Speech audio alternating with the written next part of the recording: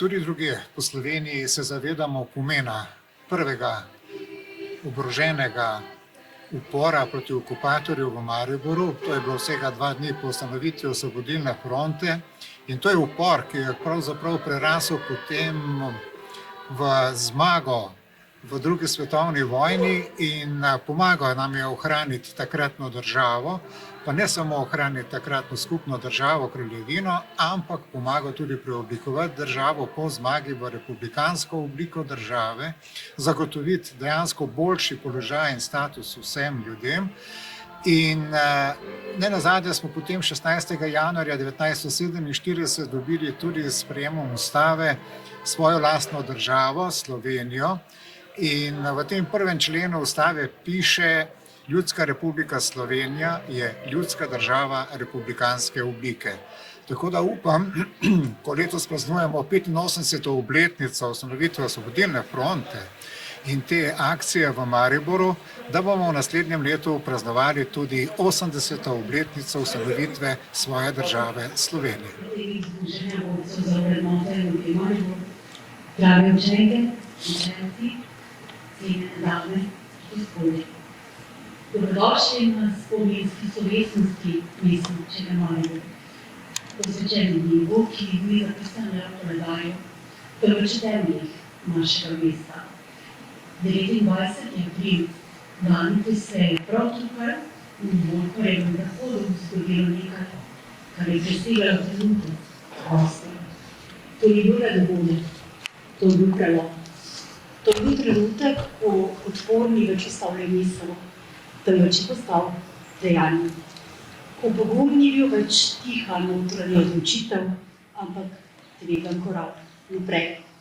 V času, ko je bila svoboda poteptana in ko je bilo dostojanstvo človeka postavljeno na preizkušnjo, so posamezniki zmogli nekaj izjemnega. Zmogli so reči ne. Ne tiho, ne omahljivo, ampak odločno. Njihovo dejanje ni bilo veliko po številu, a je bilo neizmerno po pomenu. Zato danes stojimo tukaj, ne le kot opazovalci preteklosti, ampak kot njeni dediči. V tišini spomina, v spoštovanju, z odgovornostjo.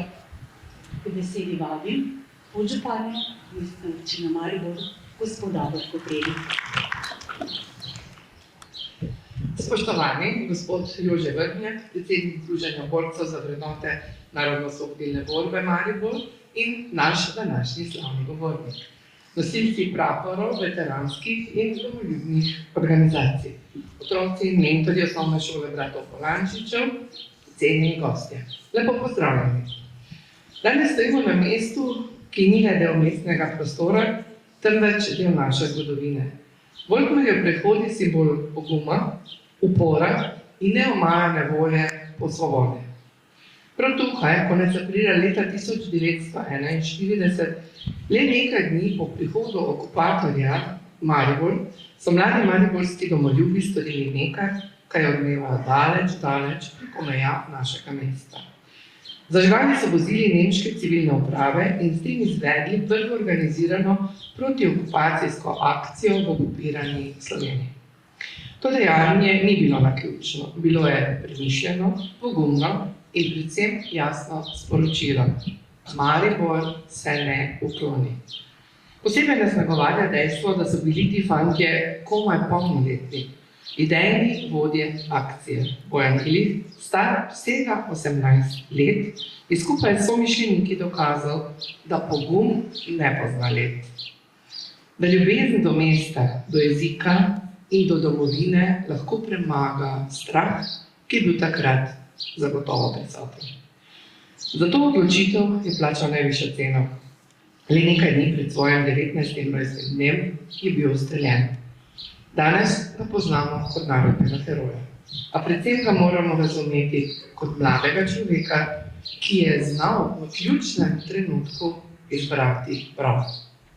Spoštovani, zgodovina tega prostora nas uči, da svoboda nikoli ni bila in ni samoumevna.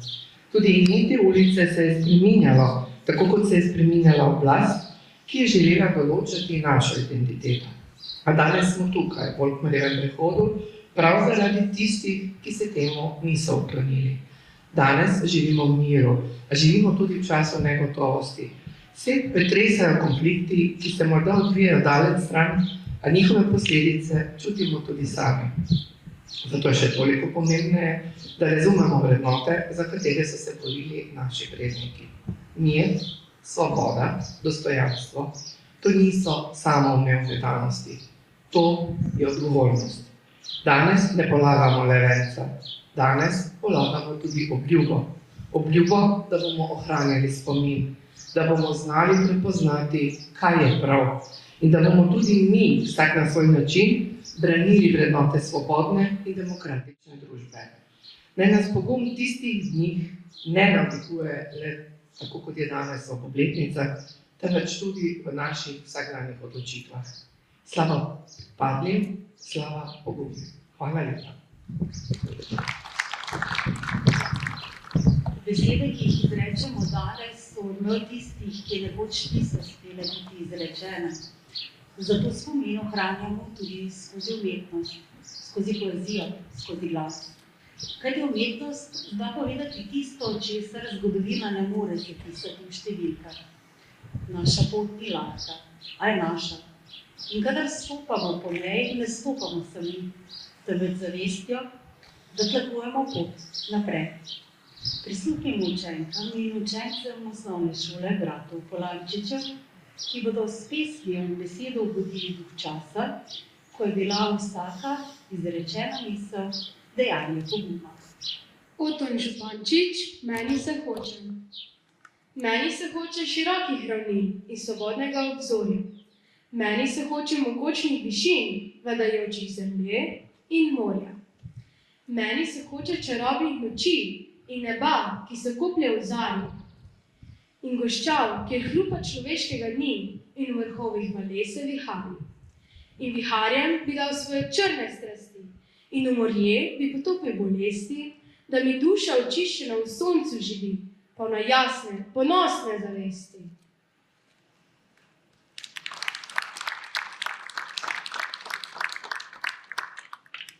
Karel Destovnika juh, kot človek bo človeka prepoznal.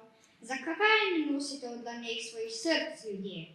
Zakaj vam niso vpisane v očeh vaše misli in želje? Kajti prav v teh dneh, ko je vsaka slutnja greh, ko si vsak želi v teh in skriva vsak po svojih poteh, prav v teh usodnih dneh bi morali nositi vsi srca v dlaneh. In takrat bi se zavedali, kaj naš up velja, kaj velja naš težki boj, da ni malo naših, da nas je nebroj. Ljudje, če v vaših bi očeh razbral, po kakšnih hodite poteh, in če vsakdo od vseh srca na dlan bi dal, da človek bi človeka prepoznal, takrat bi v hipu stari svet propal. Ko se zadremo v preteklost, iščemo le odgovorov, iščemo razumevanje. Razumevanje, kako se v najtežjih trenutkih v človeku rodi nekaj, kar preseže strah. Spomin ni le pogled nazaj, spomin je zaveza. Zaveza, da bomo znali prepoznati trenutke, ko je treba spregovoriti, ko je treba vztrajati in ko je treba kljub vsemu stopiti naprej. Besedi vabim slavnostnega govornika, predsednika Združenja borcev za vrednote NLB Maribor, gospoda Jožeta Vrhnjaka. Spoštovane udeleženke in udeleženci današnje spominske slovesnosti. Ko se s ponosom tudi po 85 letih tradicionalno srečujemo na spominski slovesnosti tukaj v Volkmarjevem prehodu, je neizogibno danes ne omeniti, da se vojne dogajajo neprestano tukaj, zraven nas in na več svetovnih konfliktnih žariščih. Zato je naša dolžnost tudi zaradi tega obujati spomine na takratna dogajanja izpred desetletij in častiti spomin na žrtve, ki so padle v boju proti okupatorju, za osvoboditev in ohranitev slovenskega naroda. Druga svetovna vojna, 4-letna največja morija v zgodovini človeštva, je tudi majhen slovenski narod postavila pred najtežjo zgodovinsko preizkušnjo dotlej. Svoboda je največja vrednota in človekova pravica, pa tudi moralna dolžnost vsakega posameznika in naroda kot celote. Pred drugo svetovno vojno je takratna politika predolgo čakala s strukturnimi rešitvami družbenih problemov, ki so se jih vsi zavedali, po vojaški zasedbi pa so zapustili državo ali pa se poklonili okupatorju. Če takrat ne bi bilo in obstalo komunistično gibanje z 20-letno izkušnjo ilegalnega dela, ki je bilo sposobno organizirati odpor z mislijo na prevzem oblasti po vojni, se danes o narodnoosvobodilnem gibanju ne bi pogovarjali, zelo verjetno pa tudi ne o slovenski državi, sedanjih zemeljskih okvirih. Zato se mi zdi nujno, da vedno, ko govorimo o slovenskem oboroženem odporu proti okupatorjem v drugi svetovni vojni, govorimo tudi o slovenski narodni zavesti in zgodovinskem spominu, ki pa ne dopuščata manipuliranja z zgodovinskimi dejstvi in potvarjanja zgodovinske resnice. Še najmanj pa politične namene. Mariborski Nemci so se po proslavljanju Hitlerjevega rojstnega dne 20. aprila 1941 in njegovem obisku v Mariboru 26. aprila 1941 počutili popolnoma varno. Saj poročilo, kakšne odkriti sovražne dejavnosti v Mariboru ni bilo. Vendar ni za dolgo.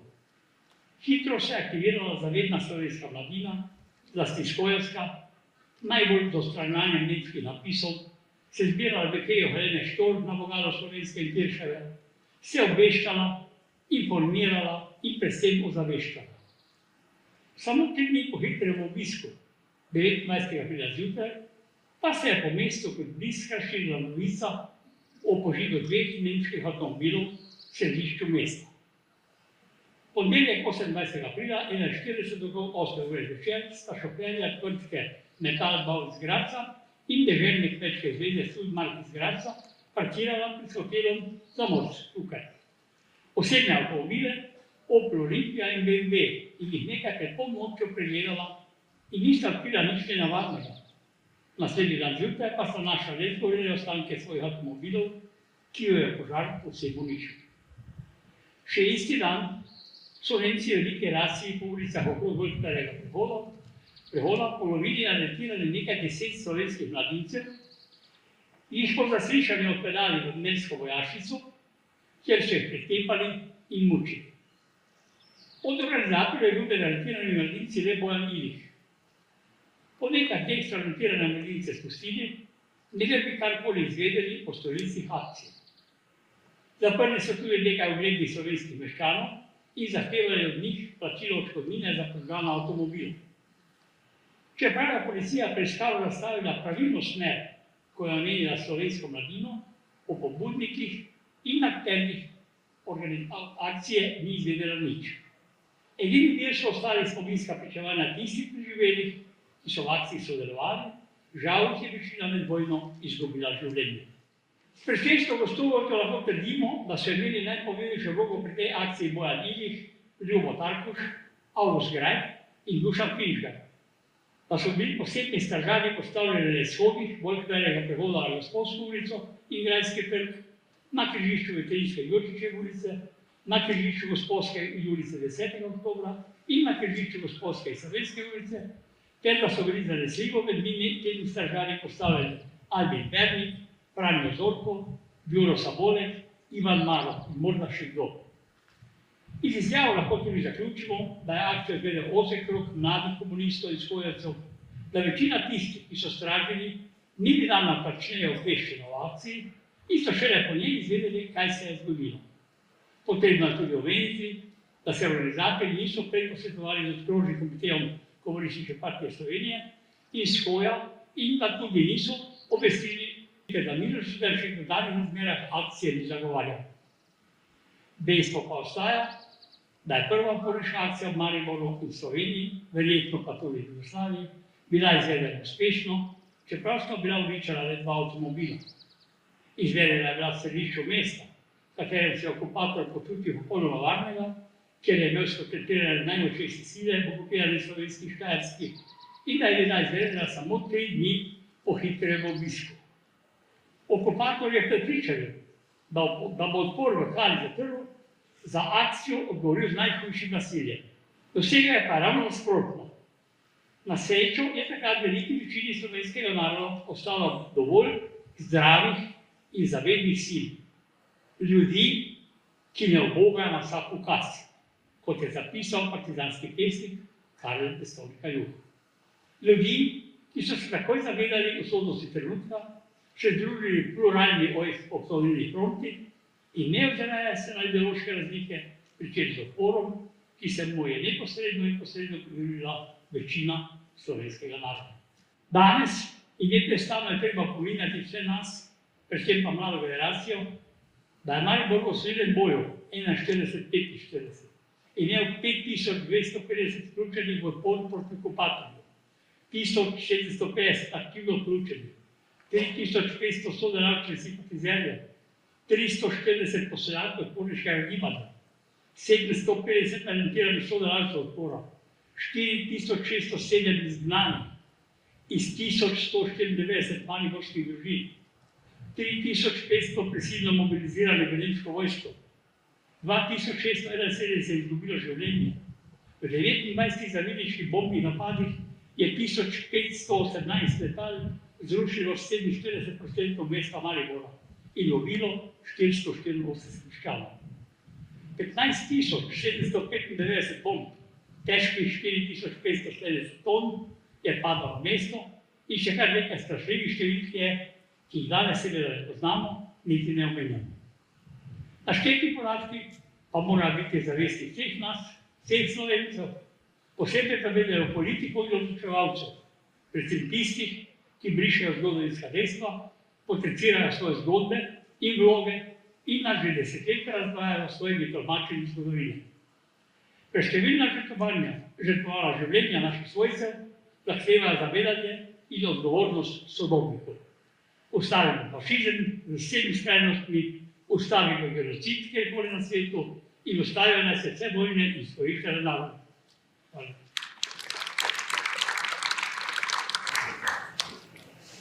Hvala za izrečene misli. Besede imajo težo, a njihova prava vrednost se pokaže šele v tem, kako jih živimo. Spomin ni nekaj oddaljenega, ni nekaj, kar pripada samo preteklosti. Je del nas, je tisto, kar oblikuje naš pogled na svet in naš odnos do prihodnosti. April nas uči pomembne resnice. Zgodovina se ne začne z velikimi dejanji, začne se z odločitvijo posameznika. Z odločitvijo, da ne molči, da ne odneha, da verjame.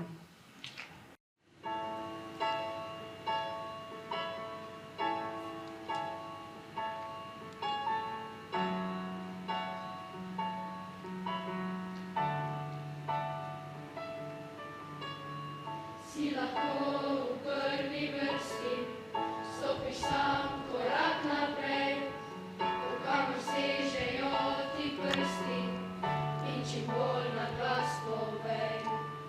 Stopiš ven iz te sredine, stopiš sam korak naprej, iz družine do vsebine in čim bolj na glas povej. Še malo više, še malo dlje, stopi pred vse, ne kriči srce. Roke više od neba, da objameš pol sveta, ker če daš nekdo ima.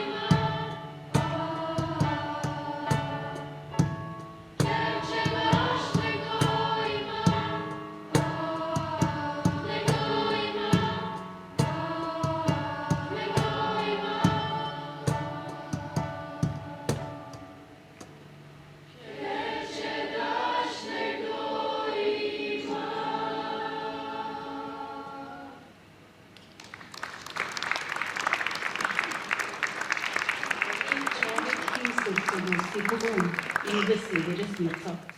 To je misel, ki presega čas. In vprašanje, ki ostaja, kako jo živimo danes. Spoštovane dame, cenjeni gospodje, sledi polaganje venca. Polaganje venca vabim podžupana mestne občine Maribor, gospoda Koprivil in predsednika Združenja borcev za vrednote NOB, gospoda Jožeta Vrhnjaka. Praporščaki, mirno, časti pozdrav!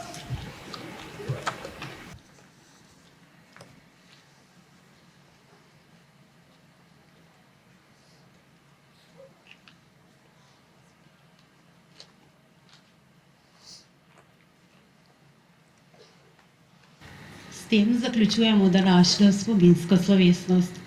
Hvala vsem nastopajočim, hvala vsem, ki ohranjate spomin in hvala vam, ker smo danes tukaj skupaj.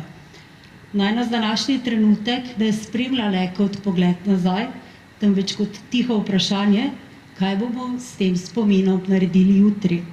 Zato vas v duhu vrednot, ki nas povezujejo, prisrčno vabimo, da se nam pridružite tudi na osrednji slovesnosti ob dnevu upora proti okupatorju. Ta bo danes ob 18. uri v Viteški dvorani Pokrajinskega muzeja Maribor. Vljudno vabljeni.